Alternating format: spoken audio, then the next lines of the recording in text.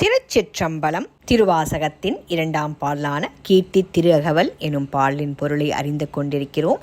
இன்று 70ஆம் வரி முதற்கொண்டு 80ஆம் வரி வரையிலான பொருள் விளக்கத்தை அறிவோம் வாருங்கள்.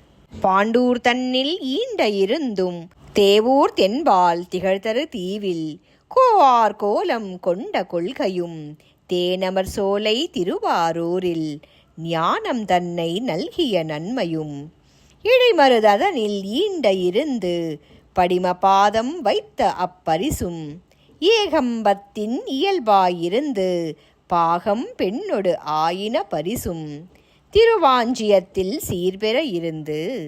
இதன் பொருள்: பாண்டூர் எனும் திருத்தலத்தில் மிக நெருங்கி இருந்து தேவூருக்கு தெற்கே இருந்த தீவு ஒன்றில் அரச கோலம் கொண்டு அருளிய செயலும் தேன் பொருந்திய மலர்கள் நிறைந்த சோலைகள் சூழ்ந்த திருவாரூர் பகுதியில் மனுநீதி ஞானம் வழங்கிய பாங்கும் திருவிடை மருதூரில் பொருந்தியிருந்து படிமம், அதாவது பளிங்கு போன்ற திருவடி தலைமேல் வைத்த செயலும் திரு ஏகம்பம் எனும் காஞ்சி மாநகரில் இயற்கையாய் எழுந்தருளி உமையவளை இடபாகம் கொண்டு இறைவிக்கு அருளிய பரிசும் திருவாஞ்சியம் என்னும் திருத்தலத்தில் சிறப்புடன் எழுந்தருளி மனம் மிகுந்த கூந்தலுடைய மலைமகளுடன் மகிழ்ந்த அழகும் என்று இறைவனின் பெருமைகளை அடுக்கிக் கொண்டே போகிறார் மணிவாசகப் பெருமான்.